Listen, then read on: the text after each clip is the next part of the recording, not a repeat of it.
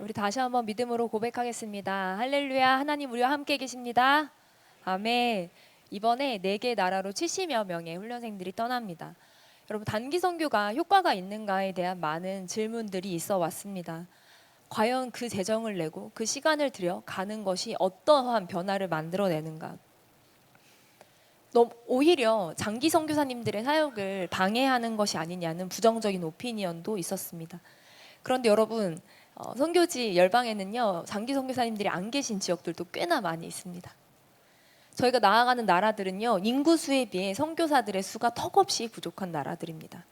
선교사님들이 소수로 계시긴 하지만요, 대부분 가정을 이루고 계시기 때문에 아이들 교육이나 의료 문제 때문에 수도에 거주하실 수밖에 없는 경우가 많습니다. 지방에는 너무 눈에 띄기도 하고 장기 거주가 또 신원이 너무 이렇게 금방 드러나기 때문에 쉽지가 않아요. 그래서 단기 팀이 들어가지 않으면요, 어떤 지역은, 어떤 도시는 1년, 2년, 3년이 지나도 단 한 번도 복음이 선포되지 않는 그런 지역들도 너무나 많습니다. 장기 선교사님들은 비자를 얻어야 되기 때문에 신원 보호도 굉장히 중요하잖아요. 복음을 전하는 데 있어 신중하고 진지할 수밖에 없습니다. 오래 관계하고 그런 과정 가운데 복음을 흘려보낼 수밖에 없어요. 그런데 단기 선교사들은요, 저희는 기본적으로 여행하러 들어갑니다. 여행자 신분을 가지고 들어갑니다. 네, 그렇기 때문에 조금 더 편안하게 복음을 노출할 수 있습니다. 근데 무엇보다 중요한 건요, 단기 선교 없이는 장기 선교가 없다는 것입니다. 장기 선교사님들 모두 단기 선교를 경험하신 분들입니다. 단기 선교 가운데 하나님의 콜링을 경험하고 은혜 가운데 헌신한 거예요. 그리고 단기 선교를 한 번이라도 경험하면요, 장기 선교에 대한 후원이나 기도도 훨씬 많아집니다. 그것이 얼마나 중요한 것인지 몸소 깨닫기 때문이에요. 제 주변에 단기 선교를 함께 다녀온 많은 분들이 계신데요, 10년 전 만난 영혼을 아직도 기억하고 기도하고 계시는 분들이 많습니다. 여러분, 한 영혼을 위해 간절한 기도가 쌓이는데 어떻게 그 시간을 우리가 무효하다고 할 수가 있습니까? 여러분, 하나님 나라를 향해 달려나가는 청년들이 더 많이 일어나기를 기도합니다. 아멘. 여러분, 역대하에 보면요, 르호보암이라는 왕이 있어요. 이 왕은요, 아내가 18명입니다. 형제님들, 18명 아내분 감당하실 수 있겠습니까? 첩이 60명이 더 있어요. 78명이죠. 뭐 솔로몬에 비하면 그렇지만 이 아들도 자녀들 많이 나요. 아들이 28명이에요. 딸이 60명이에요. 그러니까 이제 뭐 18, 60명에서 아내 첫 첩이 78명인데 아들, 딸 다 합치면은 88명이니까 합치면은 200명 가까이 모이는 거예요. 이름 외우기도 쉽지가 않겠죠. 여러분, 근데요, 이 처첩들 중에 이 르호보암이 좀 좋아하는 애첩이 있었어요. 마아가라는 애첩인데, 압살롬의 딸. 근데 그 애첩의 아들을 왕으로 세우고 싶은 거예요, 후계자로. 그러니까 얼마나, 이런 경우는요, 보통 순서에 따라 결정이 돼야 되는데 장자가 뭐 왕이 되거나 해도 난리가 나잖아요. 근데 여러분, 자기가 사랑하는 애첩의 아들을 후계자로 삼고 싶으니까 왕자의 난 이런 게 보통 일어나잖아요. 그러니까 이 르호보암이 이 정치적 안정을 어떻게 꾀하냐면요, 그 아들들을 여기저기 흩어져 살게 합니다. 흩어져 살게 하면서 양식을 후히 주고 아내를 많이 구해줍니다. 자기가 아내가 많아서 그 아내가 많은 게 얼마나 피곤한지를 알았던 것 같아요. 양식을 후히 주고 잘 살게 합니다. 그러니까 각각 자기 영토가 있어요. 자기 성읍이 있어요. 먹을 게 많아. 배부르고 등 따셔. 그리고 막 속 시끄럽죠, 아내들 많으니까. 그러니까 굳이 전쟁하거나 굳이 야망을 갖거나 굳이 왕이 되고자 하지 않았다는 거예요. 그게 르호보암이 이 나라를 안정시키는 방법이었다는 거예요. 근데 전 이걸 보면서 되게 재밌다는 생각이 들었어요. 사단이 우리를 향해 일하는 방법도 똑같은 것 같습니다. 우리가 열방을 향해 달려나가고 하나님 나라를 구하고 비전을 품고 막 거룩한 꿈을 꾸고 그렇게 하지 않도록 만드는 방법이 뭐냐. 우리 인생에 엄청난 고난과 십자가가 쏟아지고 핍박이 오고 이러면요, 오히려 긴장합니다. 오히려 하나님의 뜻을 분별하려고 노력합니다. 근데 그런 걸로 우리를 공격하지 않아요. 적당히 배부르게 합니다. 적당한 안정감을 줍니다. 욕구가 충족되게 합니다. 그러면요, 우리는요, 우리가 얻은 적당한 안정감을 유지하는 게 우리 인생의 목표가 돼버려요. 그걸 잃어버리지 않는 게 우리 인생의 최우선이 돼버립니다. 여러분, 우리는요, 지금 20, 30대 청년들이요, 수축 사회를 살고 있어요. 내가 죽어라, 잘 살려고 노력해봐도요, 우리 개인의 노력을 넘어서 사회 구조적 문제, 상황적 문제가 넘어가기가 쉽지가 않습니다. 내가 열심히 일해서 번 돈으로 집을 살 수 없는 이 구조적 한계 속에서 청년들이 좌절하고 실망하고 하면서요. 청년들의 삶에 뭐가 제일 중요하냐? 안정감이 1위입니다. 이 시대 청년들이요. 삶의 안정감을 얻기 위해 노력하고 분투합니다. 시대가 너무나 피로하고 또 이 땅에서의 삶을 내 안위를 충족시키기 위해서요. 나에게 집중하고 나의 만족을 구하는 삶을 사는 것이요. 청년들의 1순위가 되어버렸습니다. 근데 여러분, 보통의 청년들은 그럴 수 있어요. 그러나 그리스도인들의 청년들은 달라야 할 줄 믿습니다. 아멘. 그것이 정확히 사단이 우리에게 원하는 거거든요. 배부르고 등 따시고 그 안정감 안에서 만족하며 살아가는 거. 이것이 가장 그리스도인이 경계해야 하는 삶입니다. 우리는요, 하나님 저 하나 잘 살게 해주세요. 그냥 우리 가정 화목하게 해주시고 내 집 하나 주세요. 그런 기도들을 할 수 없습니다. 우리는요, 굉장히 많은 경우에 사실 적당히를 기도합니다. 많이 우리가 막 선교한다, 헌신한다 하면요, 기도해주고 응원해주고 또 파송 예배까지 와주시고 이런 지지해주시는 분들도 굉장히 많지만, 또 많은 분들은 뭘 그렇게까지 하니, 뭘 그렇게까지 헌신하니, 뭐 그렇게까지 재정을 헌신하니. 그런데 여러분, 성경은요 우리에게 단 한 번도 적당히를 말한 적은 없습니다. 우리는요 왜 신앙이 굳어지고 왜 신앙이 무뎌지냐? 우리는요 성경이 말하고 있지 않은 적당히를 추구합니다. 인생에는 인생마다 각 과업이 주어집니다. 청소년기에는요 대학 입시가 우리 한국 청소년의 과업이에요. 그리고 대학을 가면 취업이죠. 취업하고 나선 인생의 과업은 결혼입니다. 결혼하면요 출산하는 거고요. 출산하면 후에 장년기에 들어서면요 자녀 양육과 교육이 인생의 과업이 됩니다. 장년기, 노년기에는 건강을 추구하게 됩니다. 근데 그런 어떤 생애 주기별 중요한 과업에요 신앙이 우선순위가 다 밀려버립니다. 대학만 가고, 청소년일 땐 대학만 가고, 대학 다닐 땐 취업만 하면, 취업하고 나선 결혼, 이 문제만 해결하면, 결혼하고 나선 자녀만 낳고, 자녀 낳으면 얘만 좀 키우고, 그러다 보니까 모든 과업이 하나님 선교 은퇴 이후에 하겠습니다. 하나님 나라 일하는 거 내 어떤 과업들 성취한 이후로 하겠습니다. 계속 밀려버리는 거예요. 신앙의 관심사도요, 신앙이 있어도요, 청년기에는 신앙의 관심사가 뭐냐? 불안한 시대 가운데 마음의 위로와 평안이 1순위가 됩니다. 장년기에는요, 물질의 축복, 건강의 축복을 구하게 됩니다. 중년기 넘어가도 크게 다르진 않아요. 노년기에 이르러서야 우리의 이 신앙적 관심사가 성령 충만과 영적 성장에 이른다고 합니다. 너무나 시대 비진리가 많이 쏟아지는 가운데 우리는 중심축이 넘어가기 쉬운 삶을 살고 있어요. 성경은요 우리에게 무엇을 먹을까, 무엇을 입을까, 무엇을 마실까 염려하지 말라고 합니다. 여러분, 무엇을 먹을까에 대한 염려가 무엇입니까? 메뉴 선택이 문제가 아니라는 거예요. 짜장 먹을까, 짬뽕 먹을까, 양식 먹을까, 일식 먹을까, 중식 먹을까. 여러분, 무엇을 먹느냐는 나의 생존을 위해 필요한 것들에 대한 고민입니다. 필요한 재정들에 대한 고민이에요. 무엇을 마실까는 어떤 고민이겠습니까? 여러분, 물만 마시면 죽지 않아요. 물만 마시고 살면 됩니다. 근데 무엇을 마실까 고민하는 건 물을 마시는 어떤 생존의 고민에 대한 것이 아니라는 거예요. 기호에 대한 부분입니다. 나의 어떠함과 기호를 충족시키는 것들에 대한 그런 고민과 기도들을 한다는 거죠. 무엇을 입을까는 무엇입니까? 의복은요, 과거나 지금까지요, 어떤 정체성을 굉장히 많이 드러냅니다. 그 사람의 직업 정체성, 명예, 그 사람의 삶의 권위들 여러 가지를 의복이 드러내고 있습니다. 우리 어떤 명예의 문제, 직업의 문제, 내 어떤 권위의 문제, 이런 것들을 염려하고 기도하는 것은 하나님이 이방인의 기도라고 명확하게 정하셨습니다. 저기 불교에서 기도하는 거, 저기 무당 불러놓고 굿하는 거, 저기 이슬람 사원 가서 기도하는 거, 그런 기도들 다 이방이 구하는 기도들과 똑같다는 거예요. 그러면 하나님 우리에게 어떻게 요청하시냐? 먼저 그 나라와 그 의를 구하라 요청하십니다. 아멘. 모든 것이 더해져야만, 내 시기별 인생의 과업이 해결돼야만 먼저 그 나라와 그 의를 구하겠습니까? 아닙니다. 그 이후에 구하겠습니다가 아니에요. 순서는요, 내게 해결돼야 그 다음에 순종하겠습니다. 내 문제가 해결되면 그 다음에 헌신하겠습니다가 아니라 먼저 그의 나라와 그의 의를 구하라. 너의 문제가 산적하다 할지라도, 네 현실적 고민이 해결되지 않았다 할지라도, 너의 삶에 많은 문제가 있다 할지라도, 그러나 먼저 그의 나라와 그 의를 구하라. 그리하면 더하시리라. 이 말씀 우리 가운데 응하여질 것을 믿습니다. 아멘. 우리가 먼저 그 나라와 그 의를 소망하는 마음으로 나아갔으면 좋겠습니다.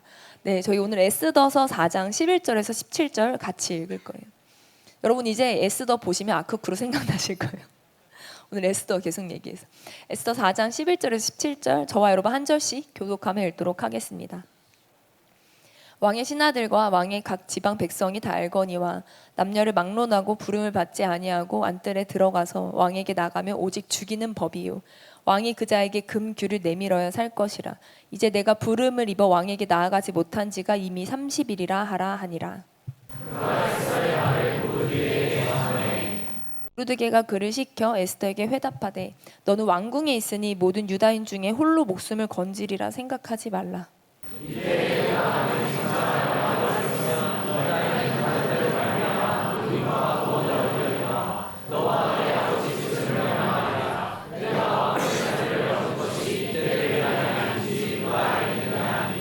에스더가 모르드게에게 회답하여 이르되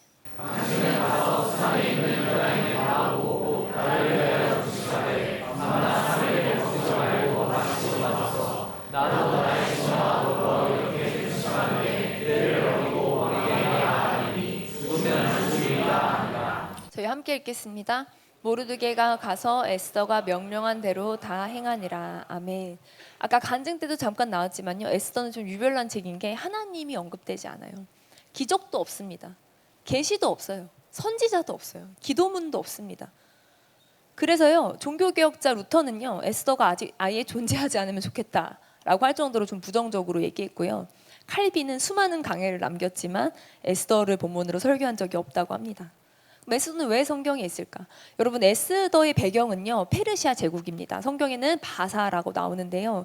북이스라엘은 아수르에 망하고 남유다는 바벨론에게 망하죠. 근데 바벨론이 바사에게 먹혀요. 그래서 포로로 끌려간 이스라엘 백성들은 결국 바벨론 치하에 있다가 바사 치하로 넘어가게 되는 거예요. 페르시아의 지배하에 있게 되는 거예요. 포로로 끌려온 사람들이요 정착을 합니다. 그리고 적응하면서 나라의 여러 역할들을 맡게 됩니다.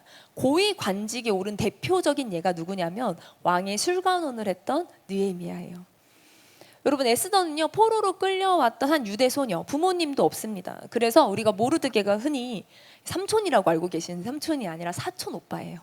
사촌 오빠인데 좀 나이 차이가 났던 것 같아요. 모르드게가요 이 조카가 아닌 사촌 애를 데려다가 딸처럼 양육합니다. 모르드게는요 이스라엘식 이름이 아닙니다. 다른 본문에는 안 나오잖아요. 이거는요 바벨론식 이름인데요. 마르둑이라는 바벨론 신의 이름을 따서요 마르둑의 사람, 마르둑에 속한 자 이런 의미를 가지고 있다고 합니다. 에스더도요 원래 이름은 하다사예요. 이방신 아스타롯의 이름을 따서 에스더가 되었다라고 합니다. 유대인이지만 포로로 끌려와서 이름까지 개명당하고 그렇게 바뀌어 불리는 서글픈 신세를 살고 있는 불쌍한 사람들이에요. 거기다 에스더는요 부모도 없죠. 포로, 노예, 고아. 비참한 인생입니다. 여러분 당시에 페르시아 왕이 뭐 이 사람 저 사람 추측을 많이 하지만 또 많은 분들이 아하수에로 왕, 이 히브리식 발음인데 그리스 발음은요 크세르크세스 왕이었다고 말합니다. 여러분 영화 300 이런 거 보셨어요?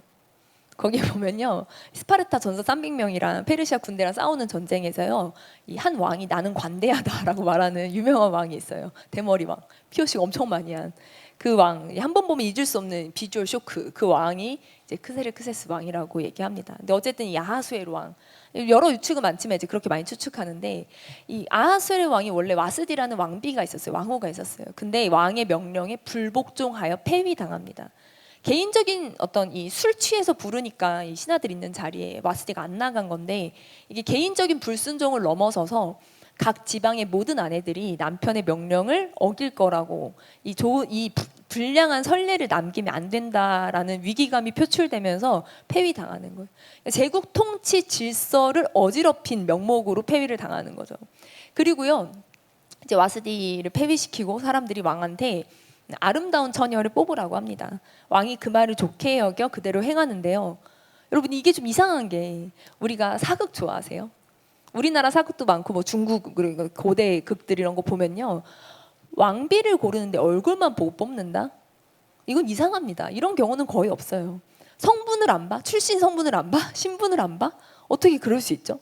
보통은 왕의 결혼은요. 통치 영역을 확장하려거나 아니면 어떤 동맹관계를 공고히 하려거나 정략 이해 관계에 따라서 왕후 후보들이 정해지는 경우가 많지 않습니까? 이 조그만한 우리나라 한반도에 있는 수많은 나라에도 그런 일들이 많았는데 정치 역학을 고려해서 왕으로 안 뽑고 얼굴만 보고 뽑는다. 이상합니다. 아니면 정치 역학을 너무 고려해서 꼭두각시 안 치려고 얼굴만 보고 뽑았을 수도 있을 것 같아요.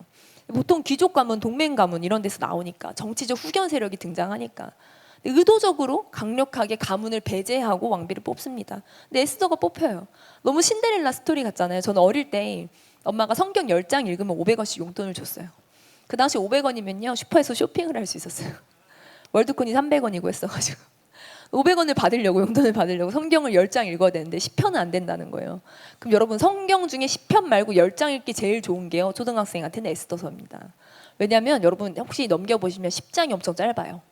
10장이 몇 절 안 돼요. 그러니까 마치 9+1 같은 거예요. 9장만 읽으면 거저 얻는 한 장.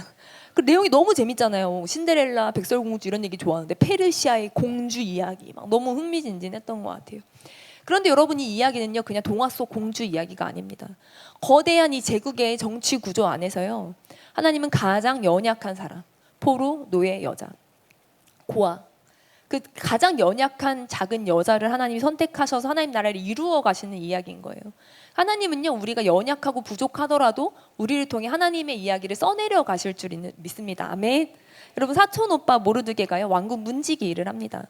왕궁을 출입하는 사람들을 검사하고 그런 역할들을 하는데, 하만이라는 한 이 정치인이 등장해요. 근데 하만은요 왕과 굉장히 결탁 관계가 있어서 왕이 하만을 모든 정치 대신들 중에 제일 높입니다. 약간 국무총리격으로 높여요. 그리고 이 사람한테 다 절하게 합니다. 그런데 이 모르드게만 절을 안 하는 거예요. 그러니까 사람들이 왜 너는 절 안 해? 그리고 하만이 너무 기분 나빠하는데 끝까지 꼿꼿하게 절을 안 해요. 다 엎드려 절하는데. 왜 절 안 하냐고 했을 때 모르드게가 뭐라고 말하냐면, 나 유다인인데 라고 합니다. 자기가 유다인이라서 절을 안 한다는 거예요. 근데 여러분, 되게 이상한 게요, 모르드게가 에스더를 궁에 보내면서 뭐라고 말하냐면, 너 민족 성분 밝히지 말라고 하거든요. 에스더 2장에 보면 나와요. 너가 어느 민족인지 밝히지 말아라. 아니, 에스더한테는 밝히지 말라고 했잖아. 근데 자기는 절 안 하면서 자기가 절 안 하는 이유가 자기가 유대 민족을 밝혀. 아니, 왜 에스더는 밝히지 못하게 하고 자기는 밝혀요? 여러분, 에스더는요 만약에 왕궁이 굉장히 정치적인 공간이잖아요. 아무 출신 성분 안 보고 얼굴만 보고 뽑혀서 거의 꼭두각시인데, 만약에 에스더가 뭔가 밉보인다, 문제가 생긴다, 그러면요 그게 권력 암투의 중심 한가운데 있기 때문에요, 에스더 한 사람의 실수, 에스더 한 사람의 어떤 문제가요 이게 민족 전체 문제로 확산될 수 있는 거예요. 그러니까 에스더가 실수하면 에스더 한 사람의 개인적 문제로 인해서 이 전체 유다 민족이 학살되거나 민족이 전멸되거나 그럴 위기가 있을 수 있으니까 에스더한테는 민족을 밝히지 말라고 합니다. 근데 그러면 자기는 절하지 않는 게 왜 유다인이기 때문이라고 밝힙니까? 내가 싫습니다 이렇게 말하면 되지 않습니까? 그냥 정치적으로 높은 사람이니까 절해줄 수 있잖아요. 그냥 인정하듯이 그냥 고개 굽혀줄 수 있잖아요. 근데 여러분, 에스더서는요 분명하게 하만을요 아각 사람 하만이라고 얘기합니다. 아각 사람이 뭔데요? 할 수 있는데요, 아각은요 어떤 정치적 직함이 아니에요. 그 사람은 어떤 지명이 아닙니다. 아각은요 가문의 표시인데요, 이 아각은 아말렉의 왕이었습니다. 이 아각에 대해서 알려면요 사울 때로 넘어가야 되는데요, 출애굽 때랑 이제 사울 때 두 번 중요하게 등장하는데, 이 사울이 아각 왕을 살려주는 사건이 있어요. 근데 그때는 BC 11세기 정도거든요. 근데 지금 에스더는 BC 5세기니까 사실 거의 6, 7세기 차이가 나는 거예요. 한 700년 차이 나는데, 아니 이거 아각 이거 700년 만에 등장한다고 혈통 어떻게 확인해? 이 혈통 직계 혈통인지 확인할 방법 있습니까? 없어요. 근데 성경은요 의도적으로 아각 사람이라고 명시하는 거예요. 신학적 계보를 설명하고 있는 거예요. 아말렉은요 출애굽기로 등장하면 처음 등장하는데, 출애굽할 때 이스라엘 백성들이 출애굽해서 제일 약해진 시기에 기습 공격합니다. 그러니까 하나님이 아말렉한테 엄청 화를 내요. 내가 너희 아말렉과 대대로 싸우겠다고 결단하십니다. 근데요 사울 왕이 이 아말렉 왕인 아각을 살려줘요. 하나님 진멸하라고 했는데. 그래서 사무엘이 열받아서 죽이긴 하지만요, 이게 그때 정리되지 않은 전쟁이 지금까지 이어진다, 이런 걸 보여주고 싶은 거예요. 유다 사람을 진멸할 계획을 가진 아말렉이 하고자 했던 일과 동일한 일을 하는 사람이라는 거예요. 그러니까 하만을 어떤 단순한 한 개인으로 보지 않고 하나님의 백성을 멸하려는 그런 계보의 대표를 잇는 인물로 아각 사람 하만이라고 설명을 하고 있는 거죠. 모르드게는요 절하기를 거절합니다. 유다인이기 때문이다라고 하는데, 여러분이 절하는 게 그냥 공경의 표시로, 그냥 설날에 세배하듯이, 그냥 높은 어른이 있으면, 대통령이 있으면 그냥 공경의 표시가 아니라는 걸 알았기 때문에 자기가 유다 사람, 어떤 민족 정체성, 종교 정체성 때문에 거절한다라고 분명히 얘기를 했겠죠. 여러분, 페르시아 같은 광대한 나라들에 얼마나 많은 소수민족들이 편입되어 있었습니까? 여러분, 저 지중해 문명부터 인도까지 이르는 그 당시 전체 세계 2분의 1이 넘는 대제국입니다. 얼마나 많은 다양한 문화들이 어우러져 살았습니까? 대부분의 소수민족들, 대부분의 포로가 된 그 지배받는 나라들은요, 그 문명에 끼기 위해서, 그 문명에 적응하고 그 문명에 살아남기 위해서요, 엄청나게 동화되기 위해 노력하며 살았을 거예요. 근데 모르드게는요, 이 사건을 이 아각 사람 하만한테 절하는 걸요, 그냥 개인 차원의 기분 나쁘고 이렇게 그냥 하기 싫고 이 문제가 아니라 신앙적인 문제로 해석했고, 이거를요 자기뿐만이 아니라 모든 유대인이 타협하지 말라는 의지로 분명히 표명한 거예요. 나뿐만이 아니라 모든 유다 사람들은 신학 정체성이 있다면, 너희가 유다 민족 정체성이 있다면 이 아각 사람 하만한테 절하면 안 된다라는 이거를 신학 문제로 갖고 와서 분명히 밝히고 있는 거죠. 근데 우리는 여기서 중요한 고민을 하게 됩니다. 믿음으로 했거든요. 신앙 정체성 지켰거든요. 그랬더니 더 극단적인 부정적인 결과가 나타나는 거예요. 여러분, 우리는 이 상황을 굉장히 많이 경험합니다. 믿음을 지켰더니 상황은 더 안 좋아져. 믿음을 지키면 상황이 좋아져야지. 믿음을 지키면 역전이 돼야 되는데 믿음을 지켰더니 객기가 돼버렸어. 시대가 너무 악한데 하나님 경외합니다, 저는 하나님 율법 말씀 지키겠습니다, 하나님 언약 지키겠습니다 했다가요, 진짜 세상 바보가 돼버리는 거예요. 저런 애가 다 있어. 그리고 상황은 더 안 좋아지고. 그럴 때 우리는 고민을 하죠. 내가 차라리 눈 한 번 감았어야 되나? 후회된다. 내가 객기 부린 거 아닌가? 나만 세된 거 아닌가? 여러분, 만약에 이게 그냥 모르드게가 신앙적인 이유가 있지만 이게 피해를 줄 수 없으니까, 유다민족에게, 이것 때문에 유다민족 다 죽게 생겼잖아요. 유다민족에게 피해를 줄 수 없으니까 그냥 내가 싫어요라고 개인적인 이유로 바꿨다면요, 그냥 모르드게 처형당하고 끝났을 거예요. 유다민족이 어려움을 겪지 않았을 것입니다. 그런데 어려움은 겪지 않았겠죠. 어떻게 됐을까요? 신앙 정체성 완전 다 잃어버렸을 거예요. 여러분, 그 권력 앞에 신앙이 침묵되고 타협하는 자들만 생존하게 됐을 거예요. 여러분, 유대인들이요 포로로 끌려 여기저기 흩어 살았지만 1차 기환이 있었고요. 스룹바벨이 귀환자 이끌고 간 게 BC 538년경이고요. 그 이후로 에스라가 1700명 데리고 귀환하고요. 그리고 3차로요 느헤미야가 귀환해서 이스라엘 백성들 데리고 성벽을 재건합니다. 여러분, 이 에스더 사건은요 2차, 3차 사이에 있는 일이에요. 여러분, 귀환한 자들도요 치열하게 하나님 나라를 세우기 위해서 신앙 정체성을 지키기 위해 열심히 싸웠지만요, 남아있는 자들도 치열했어야 했습니다. 여러분, 이 사건은요 신앙을 지키다가, 믿음을 지키다가 오히려 객기 돼버려서 큰 어려움을 맞은 것 같은 이 사건은요, 오히려 남은 자들에게 신앙 정체성이 분명해져야 하는 되게 중요한 계기가 됐습니다. 그래서요 하만이 너무 기분 나빠서 알아보니까 유대인 다 죽여버리겠다라고 결단을 하죠. 근데 그래서요 어떻게 하냐면요, 왕에게 나아가서 왕의 규례와 명령을 지키지 않은 한 민족이 있다, 유대 민족이다라고 말하면서 좀 이렇게, 왕의 명령을 안 지킨 건 맞아요. 왜냐하면 왕이 절하라고 했는데 안 절한 거거든요. 이걸 좀 확장시키고 확대시켜서 거짓말을 해서요 그들을 죽일 조서를 주라고 합니다. 은 1만 달란트를 주겠다는 거예요. 근데 여러분, 1만 달란트는요 당시 페르시아 제국의 재정 규모급입니다. 그러니까 하만이 엄청 부자예요. 재상이 돈이 많은 부자입니다. 근데요 자기가 원하는 정책을 얻어내면서 왕에게 뒷돈을 줍니다. 나라의 이 엄청난 재정 규모와 맞닿는 1만 달란트를 주면서요, 그러면서 원하는 정책을 얻어냅니다. 여러분, 이 하만, 어떤 정치 세력이 원하는 정책을 추진하려고 이 돈과 정치가 결탁되어서 원하는 대로 이제 이걸 문제를 풀어나가는데, 로비인 거예요, 로비. 결정권이 돈 앞에 넘어가고요. 왕은요 그냥 자기 이름이지만 그냥 넘겨버립니다. 왕의 이름으로 된 조서에 도장을 찍게 합니다. 왕은 굉장히 무능했고요, 타락했습니다. 책임이 없습니다. 한 민족의 생명을 말살하는 것을 그냥 돈으로 치환해버립니다. 여러분, 세상이 얼마나 타락했는지, 페르시아 제국이 얼마나 문제가 많았는지를 성경이 고발하고 있다는 거예요. 모르드게는요 자기가 믿음 지켜서 유다 민족이 멸절될 위기에 처했습니다.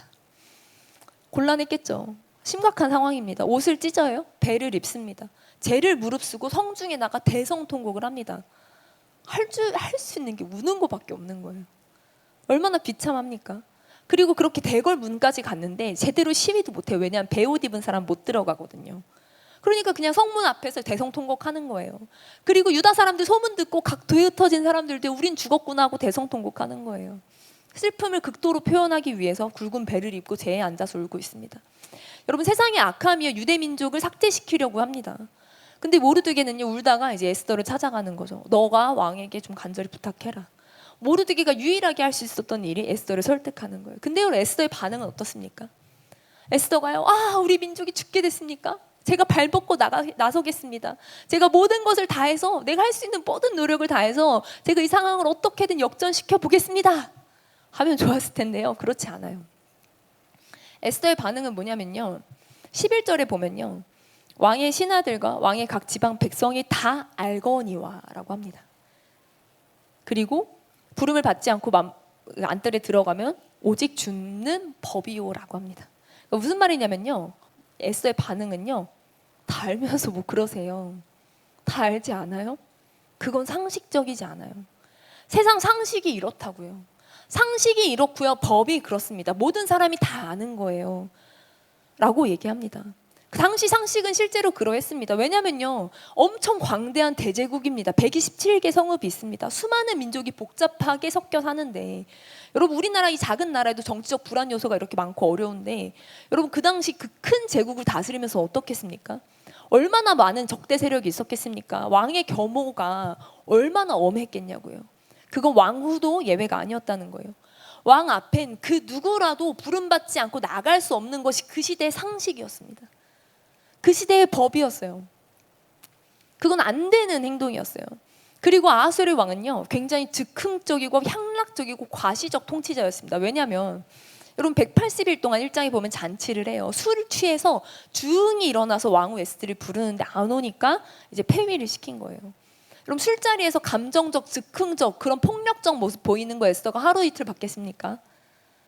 문제 많은 거 알았을 거예요. 기분 나쁘면 자기가 아무리 왕후여도 끝나는 거예요.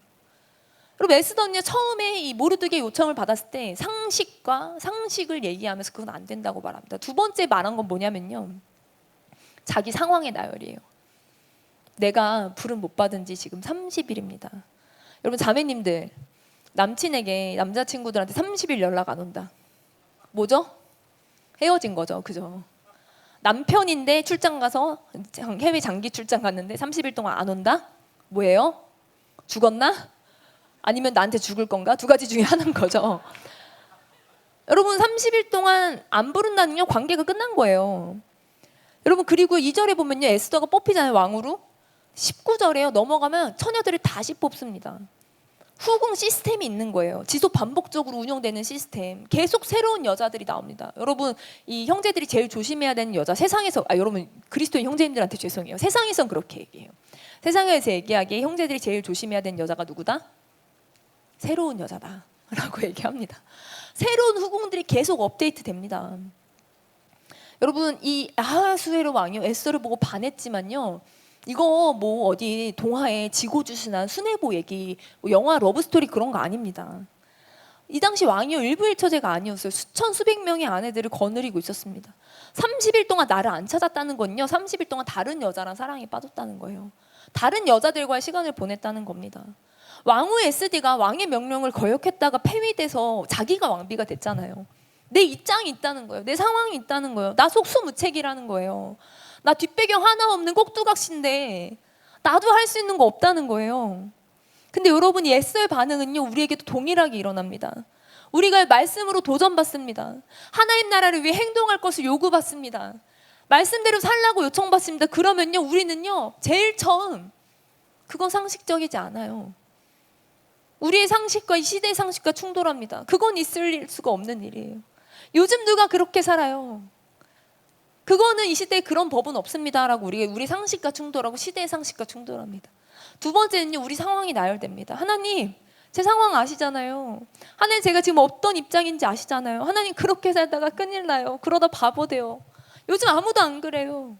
하나님, 내 지금 상황이 이렇다고, 내 입장이 이렇다고요. 하나님, 이때 내가 말씀대로 사는 거, 이때 내가 전도하고 선교하고 이러는 거요, 내가 이때 순종하는 거요, 이거 진짜 저 세대예요. 저 큰일 납니다 라고요. 우리도 하나님 앞에 요구받을 때 시대의 상식과 나의 상황을 나열하기 바쁜 모습들이 있습니다. 근데 여러분, 모르드게가 이 말을 듣고 뭐라고 대답하냐면요, 너는 왕궁에 있으니까 너 혼자 살 거라고 생각하지 말아라. 이게 무슨 말이냐면요, 모르드게가 에스더한테 너 시대의 상식이 그렇다 말하지, 너 법이 그렇다 말하지, 너 상황이 그렇다 말하지, 너 근데 결국 너 혼자 살려는 거야. 너 결국 그거 너 추구하는 거 너 보신이야. 네 보신을 위해서 그렇게 선택하는 거야. 너 왕궁에 있으니 너 살 거라고 생각하지 마라 라고 얘기합니다. 여러분, 에스더는요, 자신의 지위, 그 지위 안에 누리는 안정감, 자신의 생명까지도 잃어버릴 두려움과 충돌했잖아요. 우리도요, 사실은 말씀을 따라 살려고 할 때요, 내가 가진 것들을 잃어버리지 않을까? 내가 믿음대로 선택하며 말씀에 순종하는 자리가 나아가면 내가 지금 누리는 이 편안함이 잃어버려지지 않을까? 그 두려움과 부딪히게 됩니다. 여러분, 이 시대에는요, 나르시스트 그리스도인들이 굉장히 많아요.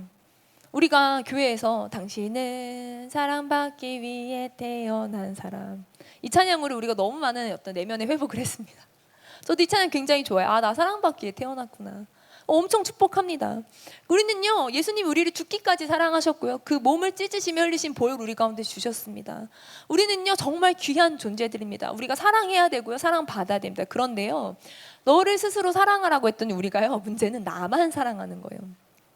이 연못에 비친 자기 모습을 보고 반해서 이 나르키소스가 물에 빠져 죽잖아요. 자기를 사랑하는 것에 빠져들고 함몰하기 시작합니다. 세상을 향해 나아가야 되는 에너지가 자기한테 꽂혀 있는 걸 우리가 나르시즘이라고 해요. 여러분, 디모데후서 3장에 보면요, 마지막에 고통하는 때가 이른다, 말세가 이른다라고 말하면서요, 나타나는 증상 중에 대표적인 것이 사람들이 자기를 사랑한다고 말합니다. 근데 여러분, 이거는요, 세상에게 한 말이 아니라 교회에게 한 말이에요. 교회에 있는 성도들이 자기를 사랑한다는 거예요. 나의 보신이 너무 중요해지는 거예요. 나 다치면 안 돼. 나 손해보면 안 돼. 나 소중해. 나 소중해서 말씀을, 복음을 내 이익대로 재단해버리는 것입니다.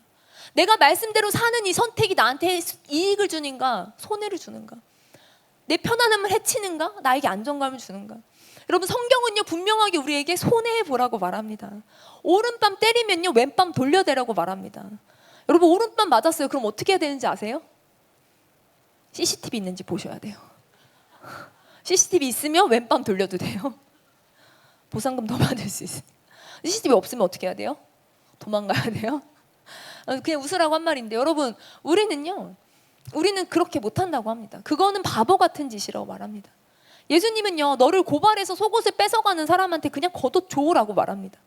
누가 너한테 억지로 오리를 가게 하거든 심리를 가주라고 합니다. 아니, 누가 나를 억지로 가게 하는데, 뭐 친구가 나 데려다줘 해서 억지로 끌고 가는 그런 게 아닙니다. 당시 예수님이 말씀하실 때 로마 제국의 지배를 이스라엘이 받았잖아요. 로마 군인들이요, 사람들을 뽑아서 강제로 짐을 지우고 가게 할 수 있는 권한이 있었어요. 그래서 이스라엘 구레네 시몬이 그냥 길 가고 있는데 예수님 십자가 억지로 지게 해서 가게 하잖아요. 그게 가능했다고. 그러니까 지나가는 형제들 붙잡고, 야, 너 이거 지고 저기까지 가? 나도 일정 있는데, 나 계획이 있는데, 나 몸이 힘든데 무슨 상관이야, 그냥 가 하면요, 억지로 가게 했어요.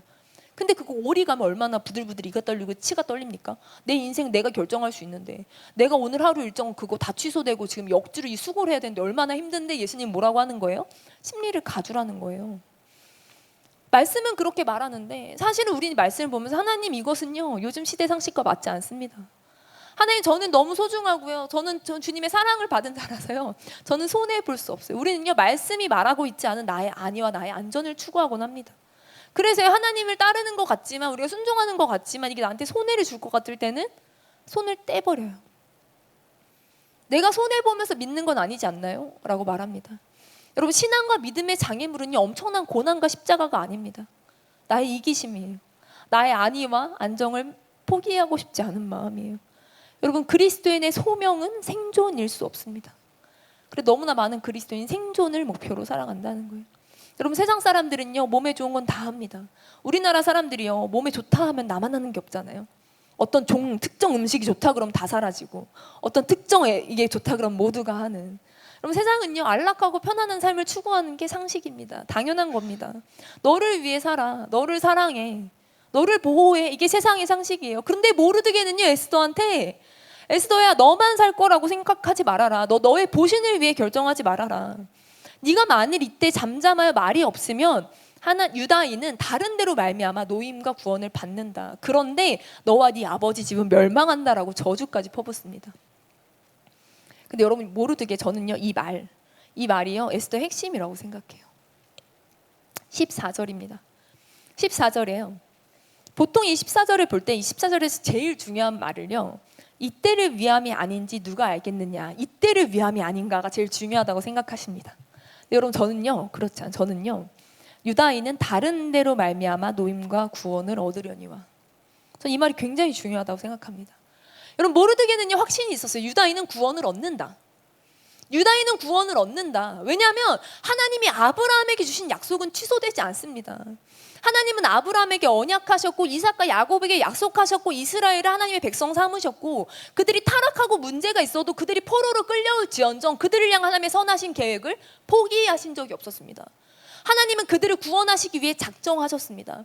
그래서요 에스더가 숨어버렸잖아요. 에스더가 순종 안 했어요. 그럼 어떻게 됐을까요? 이스라엘 백성들이 멸족됐을까요? 그렇지 않다는 거예요. 그걸 모르드게가 알았다는 거예요. 알았다는 거예요. 에스더가요 숨었어도요, 에스더가 외면했어도요, 에스더가 자기 보존을 위해서 죽으면 죽으리라 하지 않았어도요, 하나님 이스라엘을 구원하십니다. 하실 수 있습니다. 에스더 없는데 어떻게 해요? 하나님은요 다른 사람 혹은 다른 방법 혹은 이 어떤 이 사람의 것을 뛰어넘는 진짜로 어떤 천재지변이라든지 하늘의 다양한 방법으로 하나님은요 구원을 이루실 수 있는 분이라는 거예요. 하나님의 구원은 사람의 어떠함에 있지 않습니다. 여러분 에스더가 있기 때문에 구원 얻은 게 아니에요. 하나님은요 우리가 착각하는데 나의 어떤 노력이, 나의 어떤 행동이 하나님의 유일한 구원 통로, 그렇지 않습니다. 하나님의 구원은요 사람의 어떠함에 달리지 않았습니다. 하나님은 일하십니다. 하나님은 에스더가 아니어도 이스라엘 백성을 구원하실 거라는 걸 모르드게는 확신 가운데 말하고 있습니다. 여러분, 여러분이 아니어도요 여러분의 가족은 구원받을 수 있습니다. 여러분의 부모님이요 여러분이 아니어도 구원받을 수 있고요, 여러분의 가장 소중한 친구가 여러분이 아니어도 구원받을 수 있습니다. 여러분, 여러분의 교회와 여러분의 공동체 가운데 부흥이요 여러분이 아니어도 올 수 있어요. 하나님의 한국교회 부흥이 우리의 기도가 아니어도 오게 하실 수 있어요. 하나님은요 열방의 구원을요 우리의 기도가 아니어도 이루실 수 있어요. 내가 순종하지 않아도 이루실 수 있어요. 하나님은 구원하십니다. 그런데요 우리가 그 통로가 될지 우리가 스스로 결정할 수 있다는 거예요. 튀르키예를 갑니다. 우즈베키스탄을 갑니다. 튀니지를 갑니다. 네팔을 갑니다. 우리가 안 가도요 하나님은요 튀르키예 구원하실 거예요. 천국의 모든 민족이 천국의 산에 예배한다고 했기 때문에요 우리가 튀니지 안 가도요 하나님은 튀니지를 구원하시고 튀니지 사람들이 천국의 산에 함께 예배하게 될 것입니다. 그런데요 우리가 그 통로로 쓰임 받고 싶다는 거예요. 내가 그 일 가운데 통로가 되고 싶다는 거예요. 여러분 생각해 보세요. 여러분의 가장 소중한 사람이 예수님 안 믿다가 강력한 성령 체험을 하고 예수님 믿게 됐어요. 근데 여러분과 아무 상관이 없다고 생각해 보세요. 여러분이 기도하지 않았어요. 여러분이 전도하지 않았어요. 근데 가장 사랑하던 사람이 구원을 얻어서 변화가 됐어요. 여러분 기쁘겠지만, 당연히 너무 기쁘겠지만 한편으로는 굉장히 비극적이라는 마음이 들 수도 있을 것 같아요. 여러분, 여러분이 사랑하는 공동체 가운데, 여러분의 교회 가운데 큰 부흥이 임했어요. 근데 그 부흥이 여러분과 상관없다면 어떻겠습니까? 나와 전혀 상관없어. 나는 기도하지 않았고 나는 아무것도 하지 않았어. 그런데 하나님이 부흥을 주셔. 여러분 너무나 감사하지만 한편으로는요 너무 슬플 거예요. 여러분 저는요 열방의 하나님의 부흥과 구원이 임하는 것에 아무 상관없는 사람이 되고 싶지 않습니다. 저희는 그런 마음으로 가는 거예요. 내가 가지 않아도 하나님은 구원하실 수 있지만 우리는 나 껴달라는 거예요. 나를 사용해 달라는 거예요. 여러분 정말 추운데, 많은 사람들이 춥고 있는데, 추운데 여러분 제일 슬픈 게 뭐겠습니까? 타지 않은 성령일 거예요. 사용되지 않은 성령일 거예요. 여러분 모르드게는요 말합니다. 네가 통로가 못된 이유가 뭐냐? 네가 거기서 하나님 나라를 외치지 못하는 이유가 뭐냐? 네가 복음을 선택하지 못하는 이유가 뭐냐? 네가 가진 안정감 잃어버릴까 봐 네 보신을 위해 그러는 거냐? 근데 너 보신을 위해 그렇게 하지만 너 스스로 책임질 수 있는 것 같아? 하나님은 유대 구원하셔도 너는 망할 거야 라고 굉장히 폭력적이지 않습니까?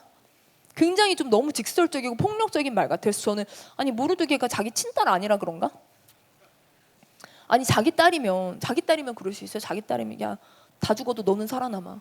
이게 기본적인 모성애나 기본적인 부성의 본능 아닙니까? 자녀가 고생하지 않기를 바라는 마음, 자녀가 잘 되기를 바라는 마음, 이게 기본적인 어떤 인간의 본능 아닙니까? 친자식이 아니어가지고 그럴까 싶은데요.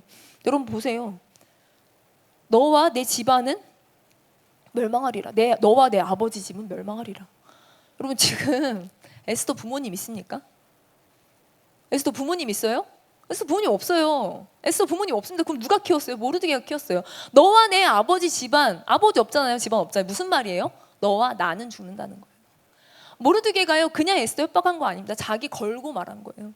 에스더 너 혼자 어떻게 해봐라가 아니라요. 자기 존재를 같이 걸고 너와 네 아버지 집 나도 함께 멸망한다라고 얘기한다는 거예요. 여러분 모르드게가 에스더를 어떻게 키웠는지 보이십니까? 여러분 그냥 너 혼자 살아남기 위해 열심히 살아라고 키우지 않았을 거라는 거예요. 사촌지가 나이가 있어서 아버지처럼 키웠겠지만 여러분 그 아이가 그래도 자기가 키운 아기가 자기가 품고 자라나게 한 아기가 얼마나 잘 되기를 바라는 게 부모의 기본적인 심리겠습니까? 그랬을 거예요, 이 모르드게도. 그런데 어떤 가치관과 어떤 기준으로 에스더를 양육했는지를 보게 되면요, 자기 애착으로 키우지 않았다는 거예요. 이기적으로 키우지 않았다는 거예요. 하나님 나라의 대의를 위하여, 하나님 나라의 공의를 위하여 헌신과 포기의 가치를 가르치며 키웠을 거예요. 그러니까 자기 애착으로 키우다가 갑자기 헌신하라고 하는 게 아니라 헌신의 가치를 가지고 키웠기 때문에 동일한 요구를 할 수 있었다는 거예요. 여러분 우리 주변에요 모르드게 같은 사람 필요합니다. 아멘. 모르드게 필요합니다. 우리는요 서로 우리가 모르드게가 되어줘야 합니다. 여러분 내가 나만을 위해 선택하려고 할 때, 내가 나만을 위해 사려고 할 때, 내가 내 보신을 위한 어떤 말씀을 어긋나는 결정을 하려고 할 때요, 그때 옆에서 우리 말씀 기억하자, 우리 하나님 일하시는 거 기억하자, 그렇게 말씀을 선택하고 권면하도록 하는 모르드게 우리가 필요합니다. 아멘. 이게 쉽지 않아요. 저도 공동체를 운영하면서 함께 사람들과 있지만 좋은 말 해주는 게 제일 좋아요. 힘들 때 그냥 위로하고 쉬어, 편히 있어, 힘들지? 그래 괜찮아, 안 해도 돼, 이렇게 말해주는 게 제일 쉬워요. 제일 힘든 게 뭔지 아세요? 모르드게 같이 하는 게 제일 힘들어요. 죄와 싸우고 권면하고 말씀대로 살도록 겨루고 굉장히 많은 소모적인 시간들이 필요합니다. 그런데 여러분 우리는요 서로에게 모르드게가 되어서 말씀대로 살 수 있도록 권면해주고 그렇게 우리를 끌어주는 공동체와 함께 해야 된다는 거예요. 여러분 세상의 성공이 나쁩니까? 아닙니다. 세상의 편안함이 나쁩니까? 아닙니다. 그런데요 하나님이 그걸 사용하시겠다 할 때 그걸 내려놓을 수 있는 순간들이 필요하다는 거예요. 여기서 그 유명한 멘트가 등장하죠. 네가 왕후의 자리를 얻은 것이 이때를 위함이 아니냐. 에스더가 아주 예뻤죠. 근데 생각해 보세요. 전국 127개 지방이 있다고 하는데 여러분 인류 역사상 진짜 초대형 대제국입니다. 여러분 페르시아 제국이 엄청난 다민족 국가잖아요. 페르시아 이 지중해 연안부터 인도에 이르기까지. 여러분 민족 구성 다르면요 미모 기준 달라집니다. 외모 기준 달라집니다. 각 나라 민족마다 예쁜 사람 뽑으면 사실 견주기가 어려워요. 동양의 대표적인 미인이나 서양의 대표적인 미인 놓고 보면요 누가 더 예쁘다 판단하기 어렵습니다. 정말 아름다운 미인들은 많았을 거예요. 정말 예쁜 사람들은 많았을 거예요. 근데 네가 왕후가 된 거, 네가 예뻐서 왕후가 된 거, 그거 하나님의 뜻의 목적이 있다, 이때를 위함이 아니냐고 에스더를 지금 모르드게가 설득하고 있다는 거죠. 여러분, 여러분이 가지신 어떤 특별한 지위나 명예, 그리고 뭐 재산 혹은 시간, 어떤 것들이 있을 거예요. 하나님이 우리에게 다른 사람과 다르게 허락하신 것이 있다면요 그것을 향한 하나님의 특별한 이유가 있음을 믿습니다. 아멘.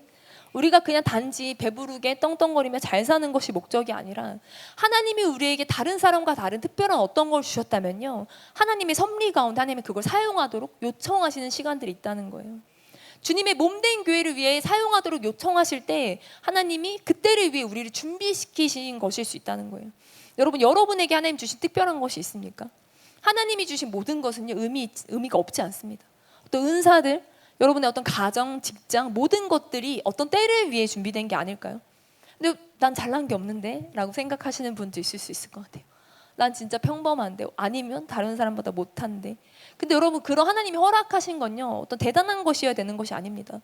어떤 사람에게는요 조금 다른 사람보다 마음껏 쓸 수 있는 시간을 더 주시기도 하십니다. 시간 부자들이 있어요. 시간 부자들. 혹은 조금 검색을 잘 하시는 분들도 계실 거고요. 야무진 분들도 성격적인 부분도 있을 거고요. 혹은 긍휼의 마음이 더 있는 분도 있으실 거예요. 대단한 것을 생각하실 필요는 없다는 거예요. 난 대단한 직업은 없는데 연차 5일 쓸 수 있습니다. 하시는 분들 계시죠? 여러분 좋은 직장 아니어도 많은 연봉 못 받아도요 연차 5일은 눈치 안 보고 쓸 수 있습니다 하시는 분들은요 여러분은 선교 단기 선교와 선교 운동으로 부르심 받은 것일 수 있습니다. 아멘. 여러분 저는요 선교 다니면서요 제일 든든한 팀원이 누군지 아세요? 아, 이 사람이랑 있으면 막강하다. 아, 이 사람이 있으면 진짜 든든하다는 팀원 누구냐면요 잘 먹는 팀원이에요. 여러분 혹시 좀 비위가 강하셔서 다른 친구가 먹던 거 남기면 이거 안 먹을 거야 하고 드시는 분들 계시죠? 잘 먹는 혹은 향신료 이런 거 상관없이 음식 좀 잘 드시는 분들 그런 분들은요 열방의 부르심이 있습니다. 정말이에요. 여러분이 열방의 어머님들이요 잘 먹는 형제님들을 볼 때 마음의 빗장을 풀기 시작합니다. 너는 내 아들이다. 양자 되는 일들이 일어납니다. 열방 가운데. 여러분 내가 잘 먹는 거 내가 아무것도 못할 줄 알았는데 잘 먹는 거 진짜로 나를 선교주로 부르시는 걸 수 있다라고 생각하실 수 있다는 거예요. 여러분 하나님이 우리에게 허락하신 그 모든 것이 아주 특별하지 않은 것이라 할지라도요 하나님이 언젠간 사용하기 위해 부르실 수 있다는 거예요. 여러분 기독교 고전 중에요 존 플라벨이 쓴 섭리의 신비라는 책이 있습니다. 그 책에 보면요 우연처럼 보이는 일들의 연속 가운데 하나님의 정확한 섭리를 보라고 합니다. 세상으로 하나님의 계획에 반대하게 하심으로 도리어 하나님의 계획을 이루시고 세상으로 하나님의 뜻에 대적하게 하심으로 도리어 하나님의 뜻을 이루신다는 거예요. 교회를 없애고자 흩고자 하는 세상의 계획을 사용해서 도리어 복음을 더 번성하게 하신다는 거예요. 근데 그 여러분의 직업은요 하나님의 섭리 가운데 주신 거라고 말합니다. 여러분이 젊었을 때 어떤 직업으로 부르셔서 게으르게 살지 않도록 만드시기도 하시고 그리고 동시에 더 고귀한 소명을 위해 부르시기도 하신다고 합니다.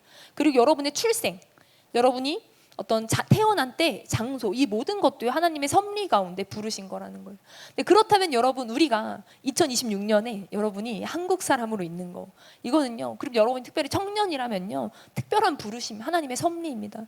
지금 우리나라 인구수 5,177만 명 중에요. 2024년 기준 왜냐하면 2025년 기준 아직 안 나왔거든요. 작년 거 얼마 안 돼서 2024년 기준으로요. 해외 여행자 수가 2,872만 명입니다. 5천만이 넘는데요. 3천만이 가깝게가 해외여행 갑니다. 나는 안 갔는데 누가 가는 거야? 생각하시는 분들 계실 수도 있는데요. 한 사람이 2-3번씩 가기도 하고 10번씩 가기도 하고 하겠죠. 근데 여러분 해외여행이 너무 일상화되었습니다. 저가 항공사도 굉장히 많아졌습니다. 지금처럼 미개척 지역, 미전도 종족으로 접근이 쉬운 때가 없어요. 수많은 유튜버들이 열방을 달려나갑니다.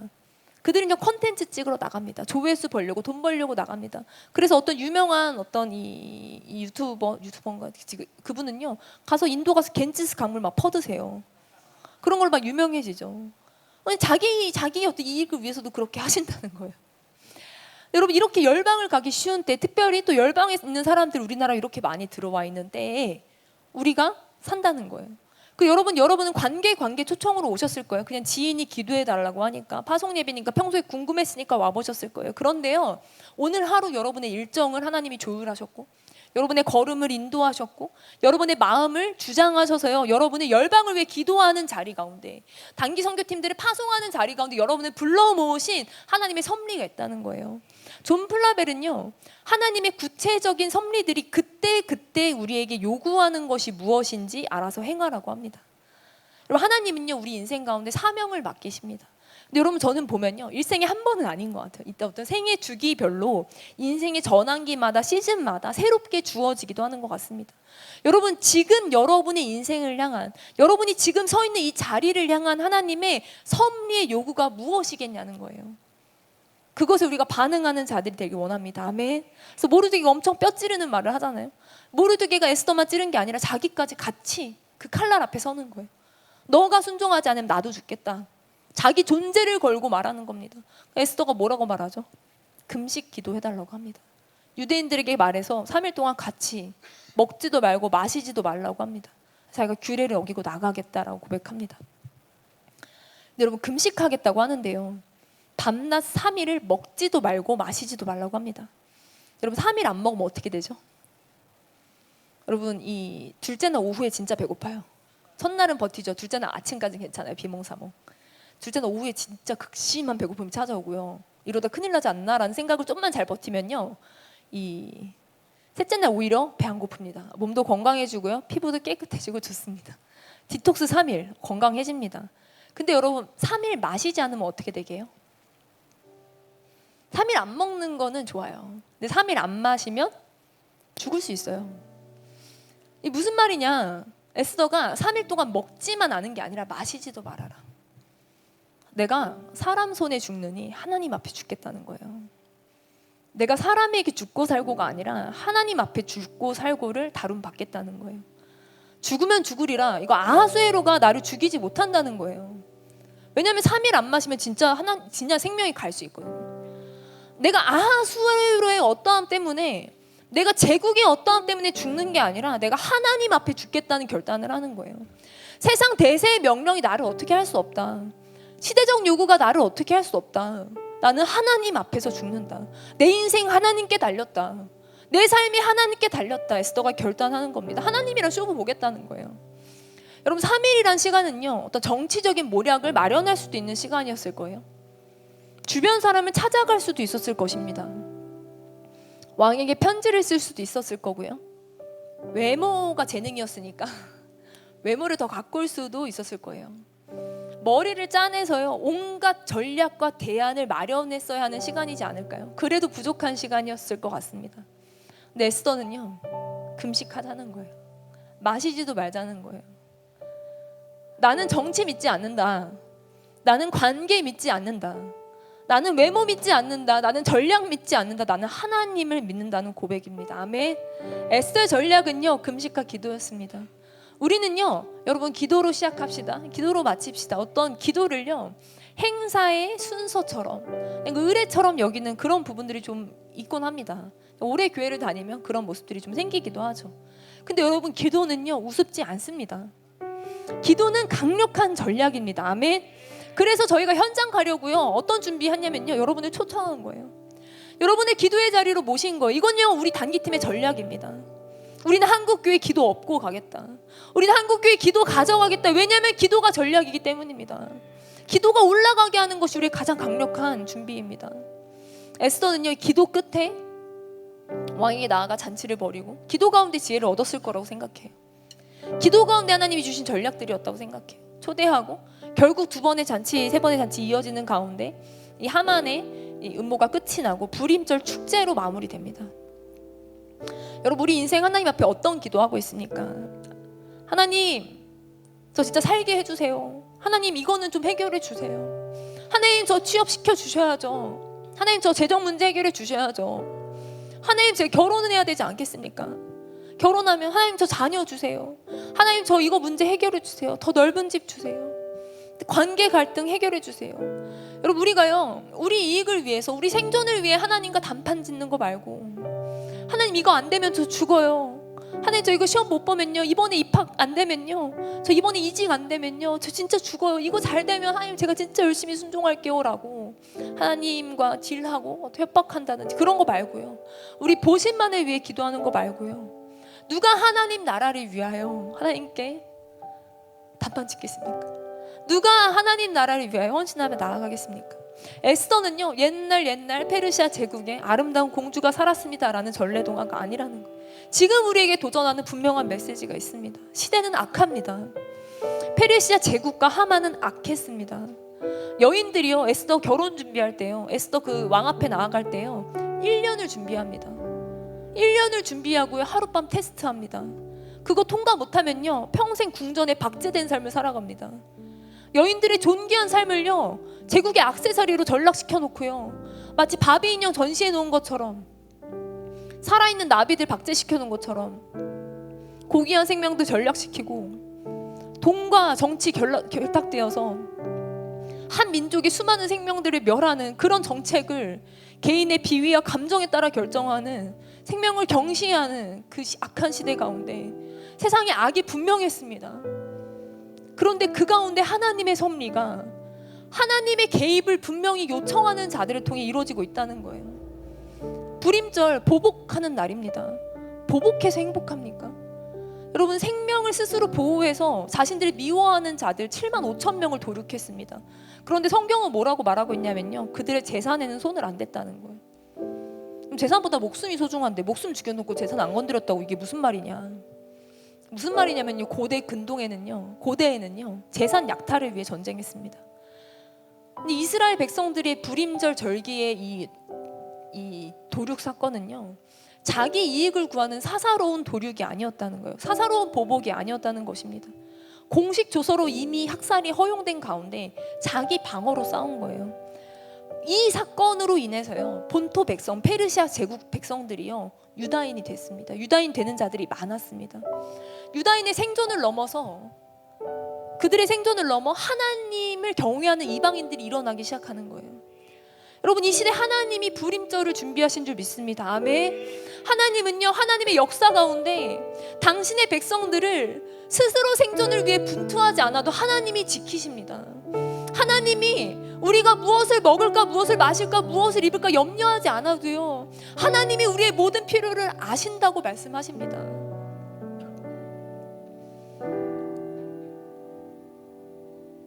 여러분, 이 시대는 하나님이 참 느껴지지 않는 시대라고 많이 얘기합니다. 하나님이 계시다면 어떻게 이런 일이 벌어질 수 있죠? 하나님이 계시다면 어떤 이런 악한 일들이 있을 수 있죠? 우리 안에 많은 고민들이 있기도 합니다. 대부분의 많은 사람들은요, 하나님이 느껴지지 않는 시대 가운데 그냥 이 시대의 흐름에 이끌려 살아요. 어쩔 수 없잖아요. 다 이렇게 사는데. 나라고 이렇게 살고 싶어? 나라고 이렇게 살고 싶어? 세상이 다 이렇게 사는데 이렇게 안 살고 어떻게 살아? 어떻게 말씀대로 살아? 어떻게 신앙으로 살아? 그것이 이제 상식이 아닌데, 세상은 그렇게 말하고 있지 않은데 어떻게 말씀대로 살아? 어떻게 성경이 말하는 대로만 살아라고 말합니다. 그런데요, 분명하게 하나님의 개입을 요청하는 자들이 있습니다. 분명하게 에스더와 모르드게가 그랬듯이 하나님의 개입을 끌어당기는 자들이 있습니다. 하나님의 개입을 요청하는 자들을 통해 하나님은 개입하십니다. 아멘. 우리의 삶 가운데, 우리의 삶을 넘어 우리가 속한 공동체와 시대 가운데 하나님은 개입하십니다. 우리의 여정 속에요, 우리의 삶 속에 어떤 놀라운 어떤 기적이나 초자연적인 체험 그런 거 없을 수도 있습니다. 그러나 개인의 안락함을 넘어서서 나에게 지금 나를 이 자리에 부르신 하나님께서, 나를 지금 이 삶을 살게 하신 하나님의 놀라운 섭리 가운데 하나님의 개입을 구하는 자들, 그런 자들을 통해 세상과 민족 가운데 놀라운 부흥의 역사가 일어남을 믿습니다. 아멘. 자기 보존을 넘어서 결단하는 자들을 통해 하나님 일하십니다. 우리는요, 열방의 구원을 반드시 보게 될 것입니다. 열방에 놀라운 부흥이 일어나고 수많은 생명들이 주께 돌아오는 일은요, 예정된 일입니다. 모든 민족과 모든 열방이 천국에서 하나님을 예배하는 것은 예정된 일입니다. 그러나 하나님은 내가 없어도 그 일을 하시겠지만, 하나님, 나를 지금 이 2026년에 한국 사회 가운데 청년으로 부르시고, 나를 이 열방을 위해 기도한 자리 가운데 부르시고, 나를 이 신앙인으로 부르신 이유가 하나님 나의 모양을 형성하시고, 나의 직업을 결정하시고, 나의 부모님과 나의 태어난 데와 나의 장소와 나의 모든 삶을 형성하신 하나님의 섭리 가운데, 하나님, 내가 하나님의 개입을 요청하며 나아갑니다. 하나님, 내가 없어도 열방의 구원은 이루어지겠지만, 하나님, 내가 하나님 앞에 죽으면 죽으리라, 주님, 내가 그 자리에 서기를 결단합니다. 그렇게 하나님의 개입을 구하고 결단하는 자들을 통하여 수많은 열방이 주께 돌아오게 될 것을 우리는 반드시 믿습니다. 우리 지금 함께 기도했으면 좋겠습니다. 기도할 때 하나님, 내가 시대의 흐름을 휩쓸려 가는 자들이 아니라 하나님의 반전의 역사, 구원의 역사를 소망하는 자들이 되길 원합니다. 하나님의 개입을 강력히 요청하는 자들이 되길 원합니다. 우리 그러한 소망 있는 자들마다 우리 시간 자리에서 일어났으면 좋겠습니다. 하나님, 내가 타지 않은 성령으로 존재하지 않겠습니다. 하나님, 열방의 구원의 일을 행하신다면, 우리 한국교회 놀라운 부흥의 선교 부흥의 역사를 허락하신다면, 하나님, 내가 그것과 상관 있는 자가 되기를 기도합니다. 하나님, 우리가 결단합니다. 세상이 나를 어찌하지 할 수 있는 것이 아닙니다.